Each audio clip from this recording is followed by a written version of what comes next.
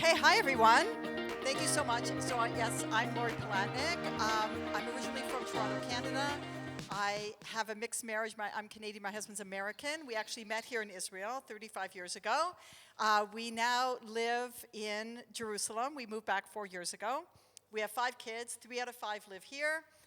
One is engaged, and we have 2 married daughters in the States.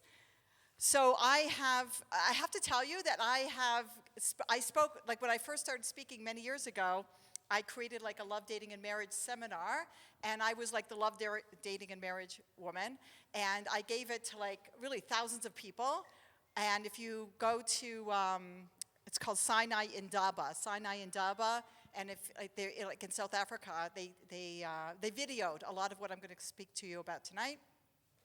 But the actual workshop I gave to hundreds of young professionals on the Upper East Side. I remember it was like there was an open bar and it was like a saloon.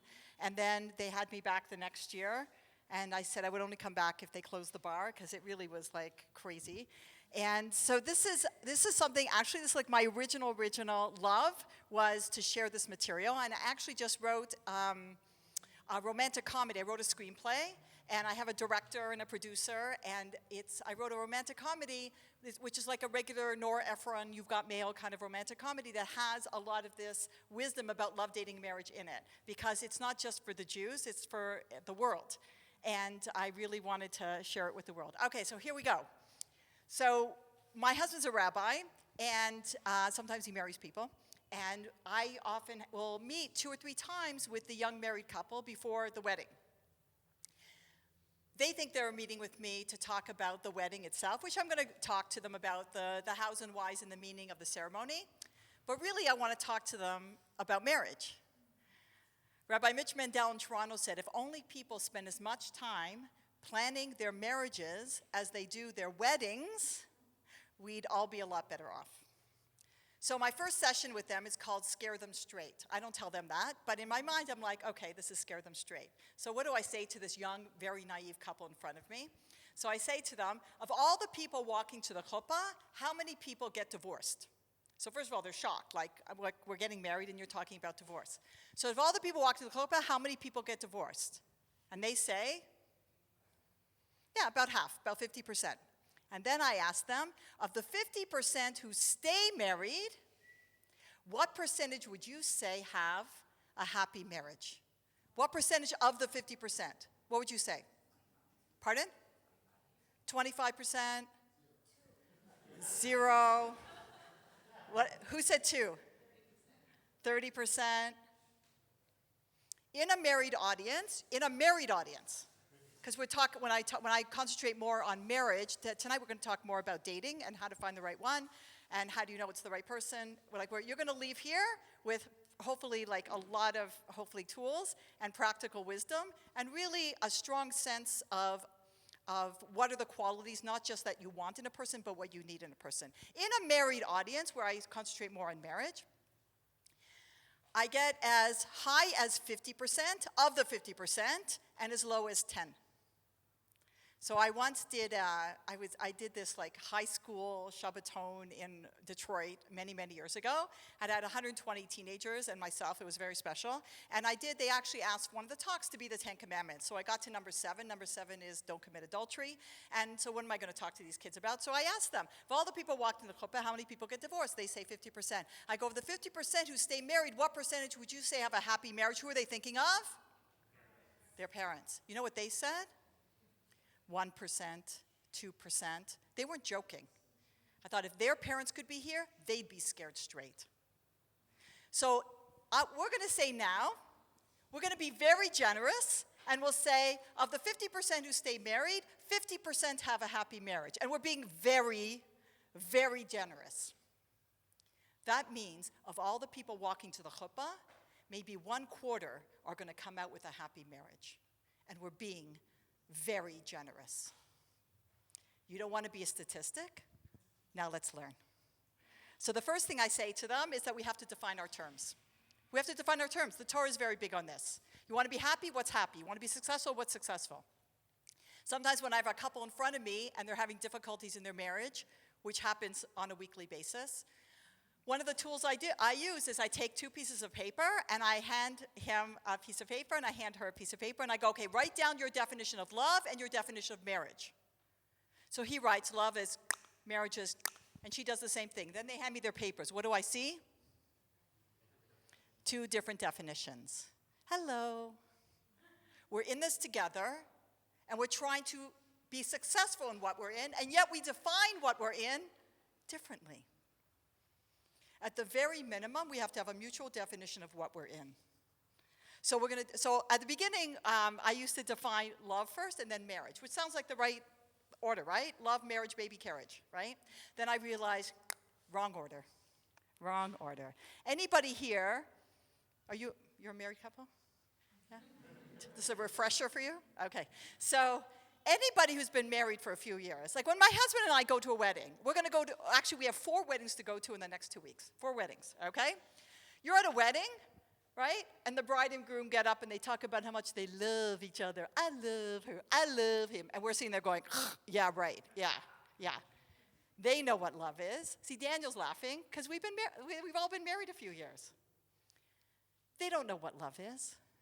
You can't compare the love I had for my husband on our wedding day to the love I have for him now, 35 years later, 5 children, 3 grandchildren, everything we've been through together. That was like a joke on our wedding day. I knew I was onto something, but come on. So we're not going to define love first. We're going to define what marriage is. All right, you ready? Definition of marriage. Ready? Jewish definition of marriage. Very easy to remember. You don't even have to take a note. It's oneness. One. It says in Kabbalah and Jewish mysticism, before you're born, you're one soul. God splits you. You're half a soul, you go off into this world, and your other half, your zivug, your soulmate, also goes off into this world. And if you imagine your soul is like a circle, God does not split you like this. God splits you like this, like 2 pieces of a puzzle that fit together. And that's why opposites attract. Extroverts tend to marry introverts. People who are organized and detailed tend to marry people who are more artsy and floaty.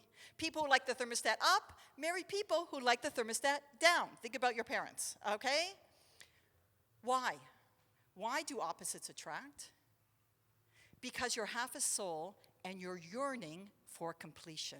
The whole idea of marriage is that you're going to realize your potential through this union. There is no relationship in the world that will help you realize your potential like this one. This is the petri dish. This is it. This is the relationship for you to become the ultimate you. And you can't become the ultimate you if you marry somebody just like you.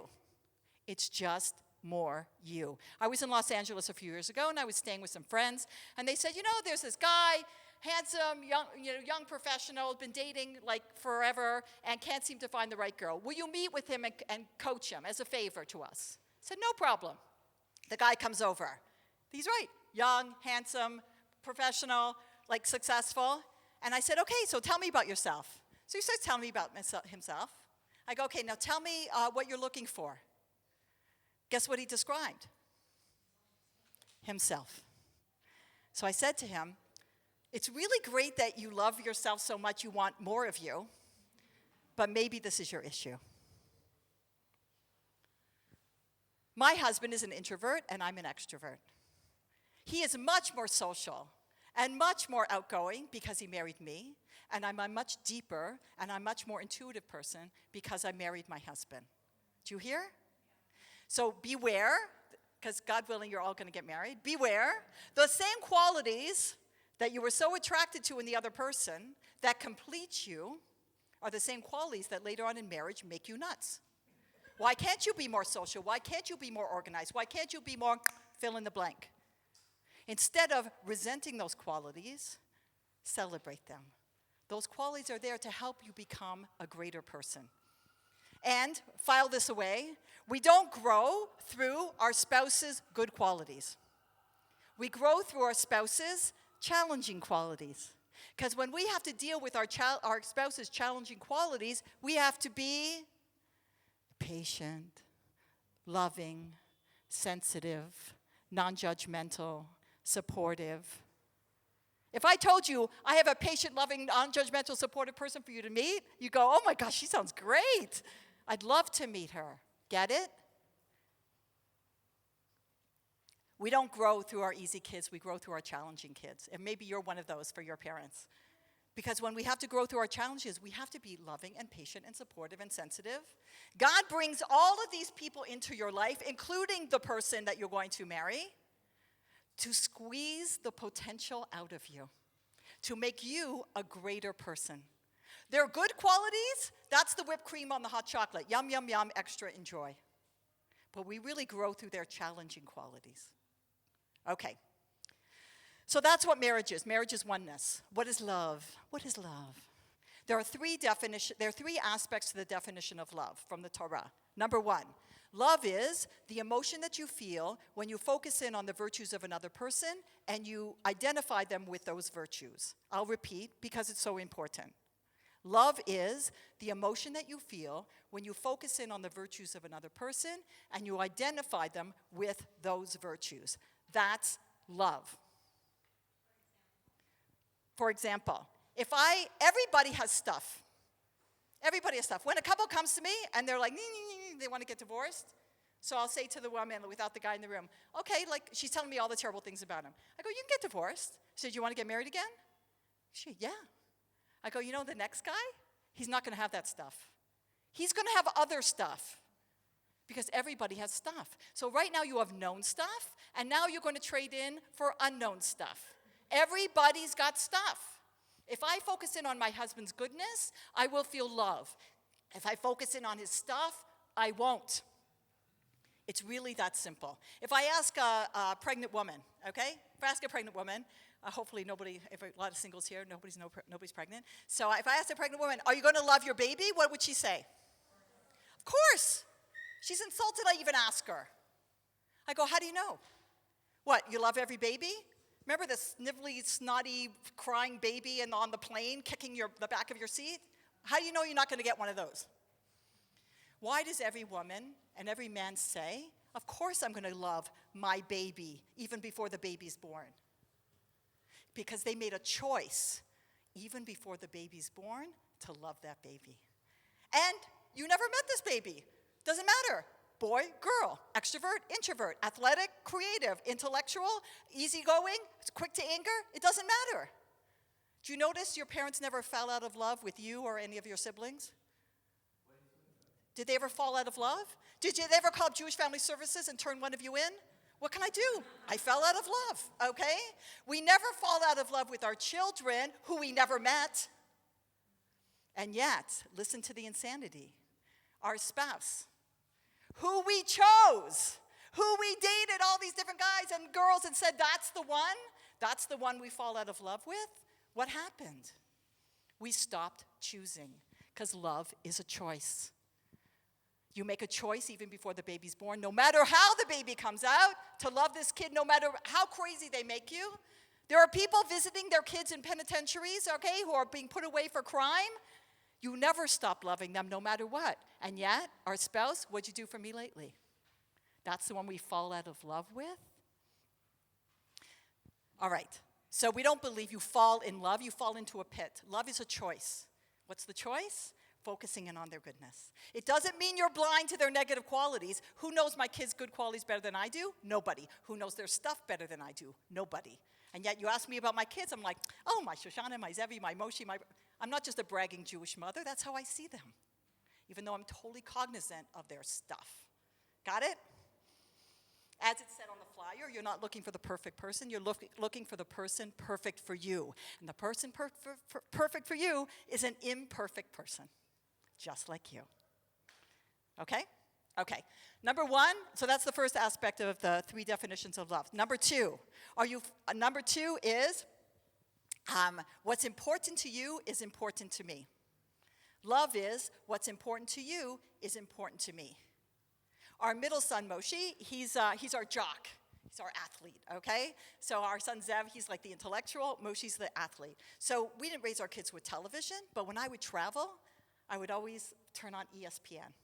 I could come home and say, Moshe, I saw Shaq, and his neck is like this. And I saw Kobe and all his tattoos. And I saw the mailman. Why do they call him the mailman?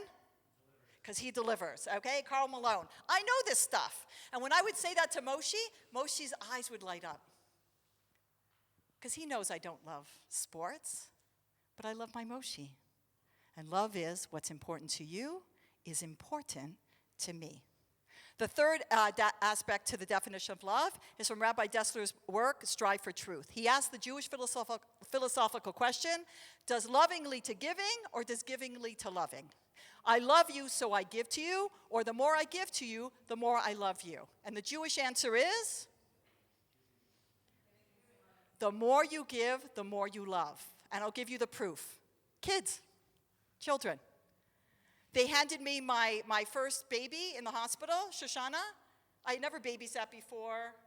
If I when you leave like a store and an alarm goes off, an alarm should have gone off when I left the hospital. Mother who doesn't know what she's doing. I want to tell you how insane our society is. Years ago, one of our kids was going through a hard time. So somebody told me, get a dog. Get a dog, like it's like emotionally healthy and, like supportive. So the last thing my husband wants is a dog, okay? It's enough we have 5 kids and I travel for the work that I do. He doesn't want a dog. So we plotted behind my husband's back to get a dog, okay? Figure if we're gonna get a dog, let's get like a dog that like somebody threw away, okay? Like a dog that needs a home. So we went on to all these sites. I don't know if anybody's ever done this. You ever do this? So I went on all these sites. This was, we lived in the Washington, D.C. area, looking for one of these rescue dogs, a rescue dog. And we would like look at all the stories and all the rescue dogs, right, and everything that's going on. And I was like so excited. But then what do you have to do? Have you ever done this? Anybody's ever got a rescue dog? Yes? You had to fill out application online? You had to fill out like pages and pages and pages of application, okay? Pages. Do we have any more chairs? There's one chair here. Put up your hand if there's a chair beside you. One here, one here. Very good. Okay, so we're filling out these forms, and you have to say what you do. Did you ever have a dog? Do you have like a fenced-in yard, and all the things of what your kids like. And after you get past if you get past the application, they actually send somebody to your home to interview you and interview your neighbors. Okay, and only then, if you pass all these things, you get a dog. All right? They rejected us every time. Why? We never had a dog. We didn't have a fenced-in yard. I work, and nobody's home all day long. And they listen to the insanity. They let me leave the hospital 5 times with a human being, and all I had to do was show them a car seat. And they wouldn't give us a dog that somebody threw away. Okay? This is why we all have therapists, because your parents had no idea what they were doing, okay? So when our babies are born, unbelievably helpless. Why are babies born helpless? In the animal kingdom, it's not that way.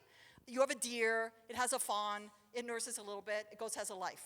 Why did God, in his genius, make it that babies can't feed on their own, can't clean up on their own, can't turn over on their own, they can't even burp on their own? You have to burp these things, okay? Why? So you'll give, and you'll give, and you'll give, and you'll give. And what do you get back for the first few months? Oh, you get something. Yeah. Sleepless nights, throw up down your back, and diarrhea down your front, and you love this baby more than life itself. You throw yourself in front of a truck for this baby, okay?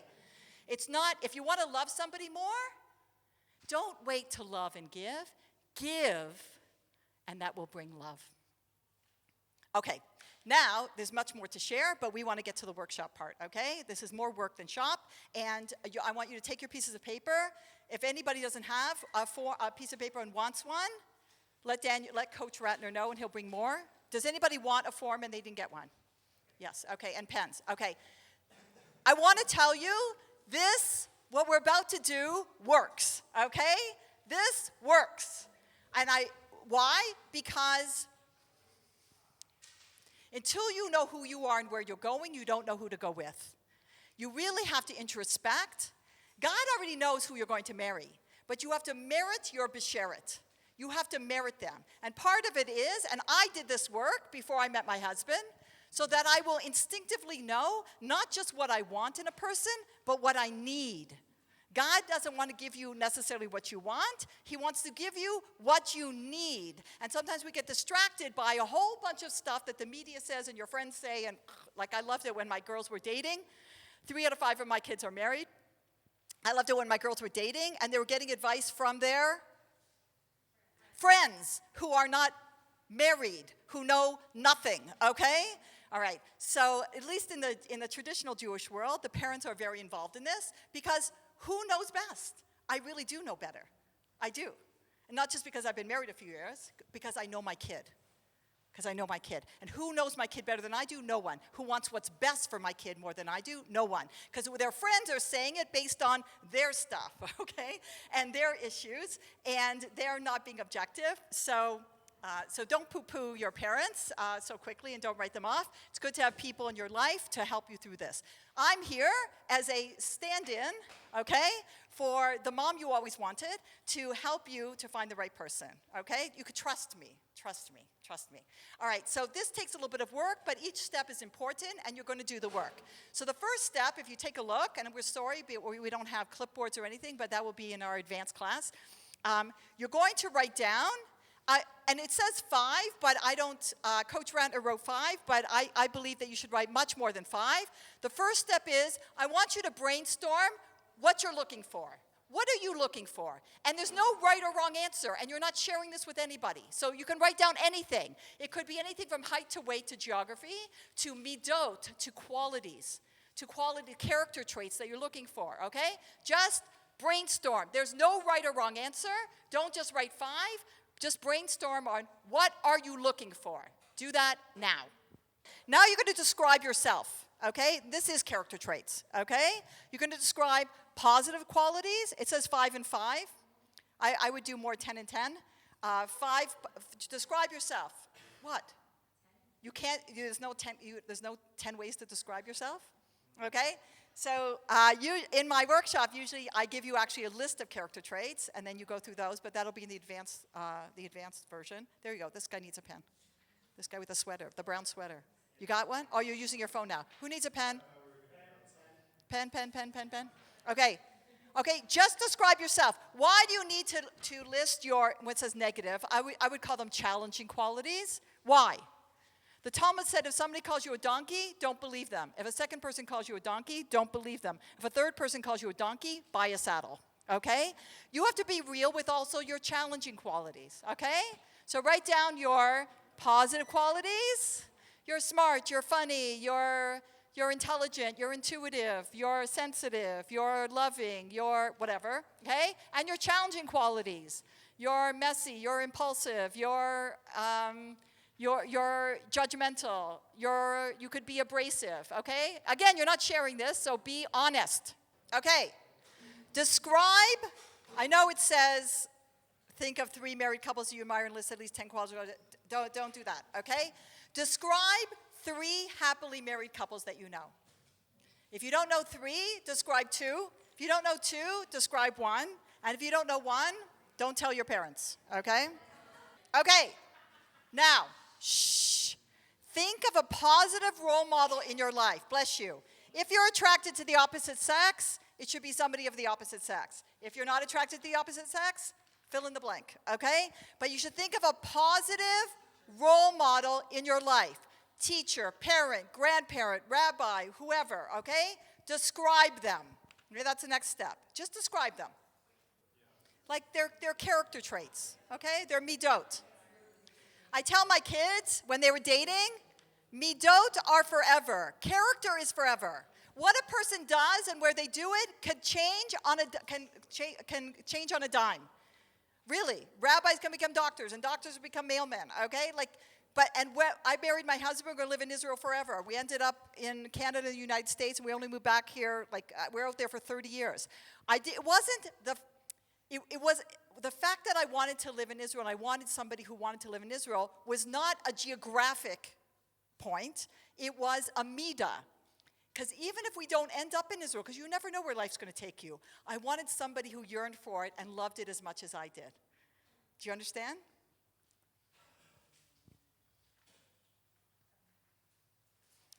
Okay, did you describe the person? How are we doing? Do you have somebody? Good? You good? You good? You good? Okay. Okay, it's important you write it down in your phone. Excellent. Okay. Okay. Now we're going to go back to the first list of what you're looking for, and we're going to edit and adjust it based on the other steps you did. Listen to how I did it to give you an example. Are you ready? For example, I had on my list of what I was looking for. So when I describe myself, I put down that I have a good sense of humor. I'm funny. Okay, I can't tell a joke, but I think I'm funny. And halfway through the joke, I'm like, oh, I forgot something. Okay, so and then when I described the happily married couple, one of the things I liked about them is that they laughed together. Like, that was important to me. So I realized, oh my gosh, it wasn't even on my list of what I'm looking for. And that's something I admire and I like and is part of who I am. Because certain things are going to be the same and certain things are going to be complementary in the person that you marry. Certain things have to be the same. What has to be the same? Your goals and your values. And what could be complementary? Again, midot, character, like extroverts and introverts and things like that. So I realized, oh, I didn't put funny, a sense of humor. Now, I don't have to marry Seinfeld, but a sense of humor was obviously important to me, so I added it to my list. I'll give you another example. So I had in one of my negative qualities, I know it's hard to believe, I have some negative qualities. In some of my negative qualities, I can be a little bit impulsive. Because I'm I get excited about things, I'm an extrovert, I'm adventurous, and I'm an idealist, and I can sometimes be impulsive. So one of the things in my opposite sex role model was somebody who was very steady. You could count on him, a person of responsibility. So I realized that not only did I admire that in somebody else, but that was a quality that I needed in order to balance some of my negative qualities. You got it? So I added that, somebody who is very steady and easygoing, like my husband. He's just like gentle wisdom, okay? Whereas I can be like, all right? So, and that is something that I needed. So I added that to my list. Now I want you to look at your negative qualities. I want you to look at what you admired in the opposite sex. I want you to look at what you described in the happily married couple, and adjust what you're looking for based on something that may have come out. Do that now. Did you change anything? Did you add anything? Who made some edits? Put up your hand if you edited it a little bit. That you changed your list of what you're looking for. Like maybe you added something. You added something, okay? Again, look at your negative qualities and be real with them, okay? Make sure the person you're looking for balances that. And now for the last and final step. Are you ready? And again, you could do this at home. You can adjust this. And I want you to be ruthless on this step. Are you ready? The most important step. You are going to prioritize the list of what you're looking for, all right? You're going to prioritize the list. What I can't live without, down to, it'd be nice to have, but I may not get it. I hate to break the news to you. You will not get everything on your list. So you need to prioritize. I'll give you the story that gives that example. There's somebody we knew from Toronto who was a business consultant, and he did this sort of step-by-step, what he's looking for, and he had his list. He's got his list, okay? And he's saying he was dating this woman, and he said to the rabbi, I know I'm not going to get everything, and she's got most of the things on my list. I just don't know what's stopping me from asking her to marry me. So the rabbi sat down with him. He said, show me your list. He goes, prioritize the list. And nobody wants to do this, but he ruthlessly made him do it. Number 1, 2, 3, 4, 5, 6. Got it? Okay. Guess what? She had 7 out of the 10 things on the list. But it was the bottom 7. And the rabbi asked him, would you rather have the top 3 or the bottom 7? Ladies and gentlemen, the top 3 on your list are non-negotiable. Don't even go out with the person if they don't have one of those things, if you know they don't have one of those things. All right? Non-negotiable, the top 3. So I want you, and the rest are, it'd be nice to have, but I may not get it. I want you now to ruthlessly prioritize the list. You may want to rewrite it. You may want to just look at the list and go 1, 2, 3, 4, 5. I think it's good to rewrite it, okay? Now you have a clean list. And it's not like you're going to go on the date, excuse yourself, and go to the bathroom and look at your list, okay? This is so you will intuitively know if this is the person. Now I want you to prioritize the list now. And the priority might be based on some of the things that came out in the other steps, like the sense of humor one I told you about. Now I'm going to do, before I hand it over to Daniel, I'm going to do the 3 questions you have to answer yes to know it's the right person. You ready? Because who you marry is the most important decision you'll ever make in your life. The right decision will propel you forward in life, and the wrong decision, it's so much destruction, I can't even describe it. Okay? And maybe there's some people here who did this and know what I'm talking about. So I'm going to tell you how it all works. Basically, in the traditional Jewish world, you don't have to follow the system, but there is wisdom in the system that you can apply to your life too, no matter where you're at. You ready? Okay? Because I dated in the secular world. I didn't grow up religious, and I dated in the religious world. And I'm here to tell you that the wisdom in the traditional Jewish system is not perfect, but it's head and shoulders above the other. And I'll describe why. So basically, it's blind dating with the heart. It's blind dating with the heart. It's people setting you up with people, actively trying to help you to find the right person. And if you came to me and said, let's say you come to me and you say, oh, what is your name? Orly? So let's say Orly comes to me. She goes, okay, like I'm looking for a guy. Do you know any, and I've set up a lot of people. We only have 1 divorce. A bunch of people got married, okay? So imagine I said to you, Orly, what are you looking for? And because she took the dating workshop, she could go, I'm looking for this, this, and this. Because usually I ask people, they're like, you know. Okay, like somebody nice and somebody, and different levels of, whatever, physical attraction that they describe. So usually the girl describes her best girlfriend and the guy describes, I don't know, what can I describe? A supermodel with a skirt on, okay? So obviously, so again, it's got to be who's right for you. Who's the person you need? So Orly took my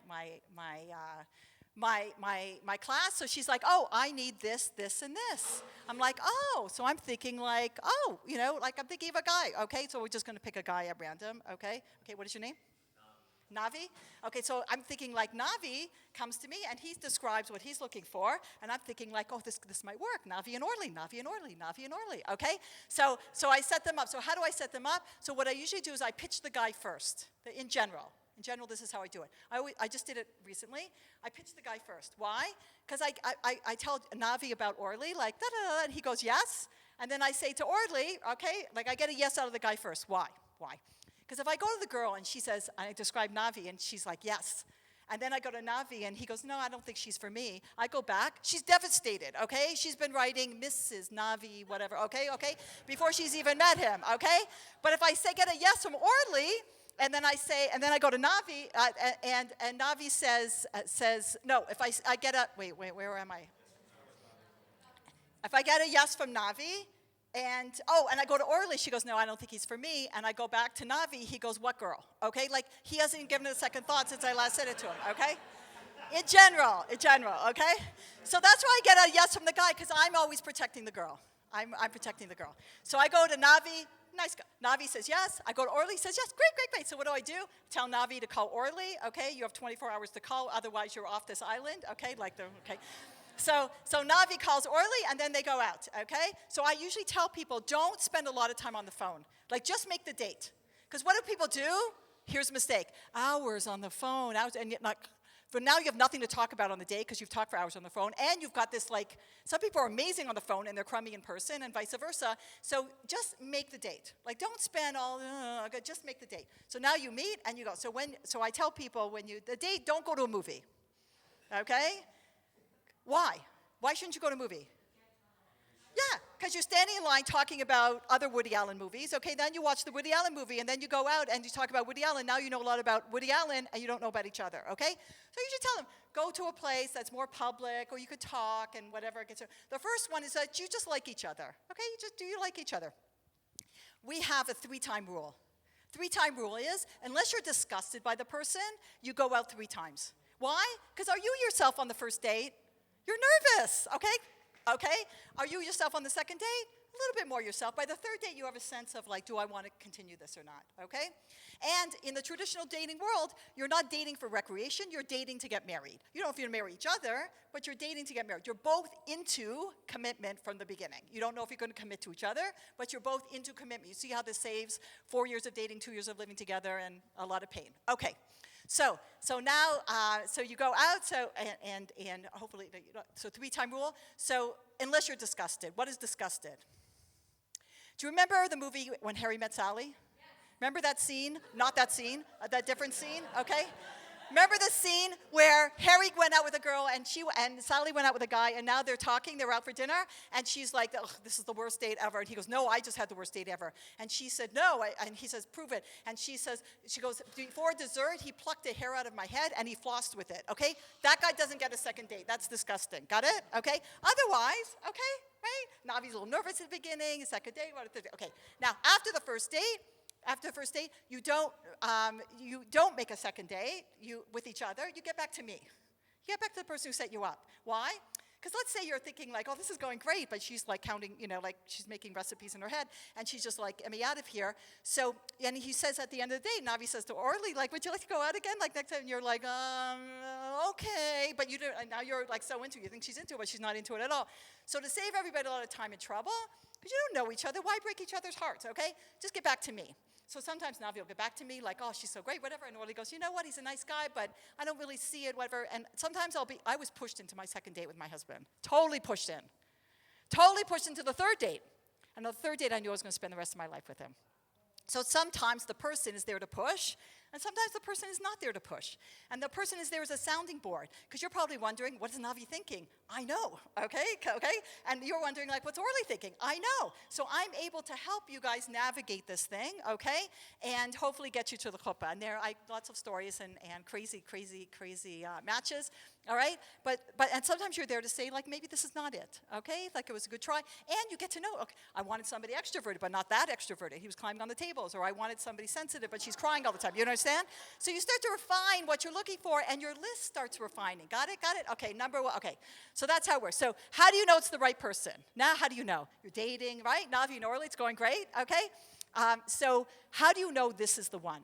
So here are the 3 questions you have to answer yes to know it's the right person. For those who are married, if you answer no to one of these questions, do not leave and go, I knew it all along, and Lori just proved it. For those who are married, these are the 3 areas you have to put a lot of time and effort into, okay? For those who are single or advising people who are single, the 3 questions you have to answer yes. There's no priority order in these questions because you have to answer yes to all 3. Ready? Number one, do you have the same meaningful life goals and values? That you must share. Not just do I want to have children, what values do I want to give our children? Not just what does our home look like, what does our home feel like?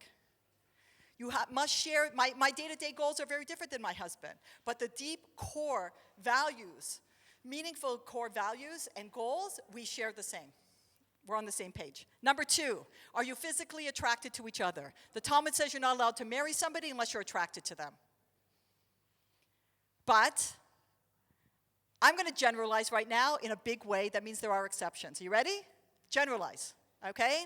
In general, for a woman, for a girl, it's very much, attraction is very much inside out, and for a man, it's very much outside in. For a man, when does he know if he's attracted to the girl?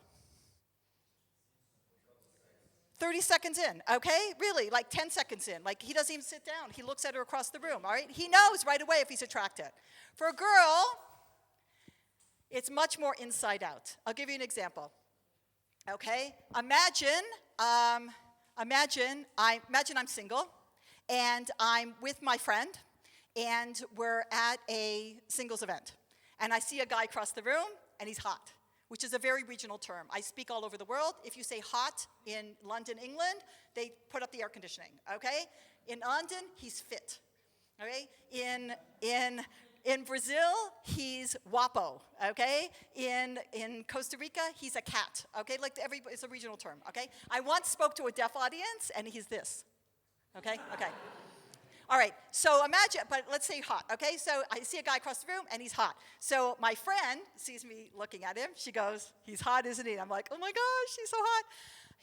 She goes, he's my cousin. Want to meet him? I'm like, totally want to meet him. Okay, so now I'm going across the room. Okay, no. Oh, no. Oh, okay. So I go across the room. My heart's beating out of my chest. I have no saliva in my mouth. My mouth is dry. She introduces me to her cousin, and she slips away. Now I'm talking to the guy. A few minutes in, I realize, porch lights on, nobody's home. Somebody said, body by Nautilus, brains by Fisher-Price. Got it? Okay. So for a girl, in general, she's not even attracted to the guy's an idiot, okay? For a guy, he sees a girl across the room, she's very hot, he's talking to her, there's nothing, he still wants to be with her, okay? So it's different. So in marriage, there better be a lot going on in there, inside, okay, to keep this going, because how do you look on a date? How do you look on a date? Orally. Great, right? How do you act on a date?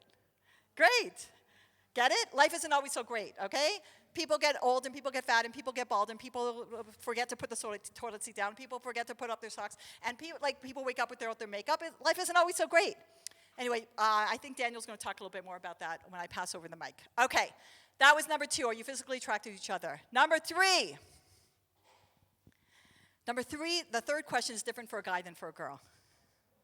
Okay? So if a girl comes to me, is this the one? The most important decision of her life? Number 1, you have the same meaningful life goals and values? Yes. Number 2, are you physically attracted? Yes. Without him in the room, I'll look her in the eye and I'll ask her, do you respect him? And if she says yes, without hesitating, this is it. But if I say, and it's happened, do you respect him? And she says, yeah. Or she looks away when she answers, then we're in trouble. A man, it's a very, very, very big deal for a man that his wife respects him. He can be the CEO of a corporation. People are bowing down to him all day long. But if he comes home and he feels his wife doesn't respect him, this is not good. What do we ask the guy? Without the girl in the room, same meaningful life goals, values, physically attracted? Yes. And without her in the room, we'll ask him, will you be happy making her happy for the rest of your life? Because what does a man need? A man needs to be respected. What does a woman need? A woman needs to be loved. A woman wants to be respected but needs to be loved. A man wants to be loved but needs to be respected. If my husband says, I really respect you but I don't love you, this is over, okay? And if I said to my husband, I love you but I don't respect you, this is over. So what would I say in a married audience? It's because there are women who don't respect their husbands. So what do I say to them? Treat him like a man you respect, and he will become a man you respect. So how would you treat somebody that you tremendously respect? Somebody you tremendously respect is coming over to your dira, okay? Somebody tremendously you respect. A grandfather, a rabbi, whatever, the prime minister, the queen of England. How would you greet them at the door? Yes. Would you ask them how their day was? Yes. Would you offer them something to drink? Yes. When they leave, would you just wave goodbye, or would you bring, there are things that treat him like a man you respect, he will become a man you respect. So these things are the 3 areas, and this is not a marriage class, which we'll do after you get married. In a marriage class, we dig much deeper into them in terms of keeping this strong, because it can change if you stop choosing, if you stop putting your best foot forward. Because we all act at our best when we're dating. We're supposed to act at our best in marriage too. And if only people spend as much time planning their marriages as they do their weddings, we'd all be a lot better off. Okay, thank you very much. I'm handing it over to Daniel.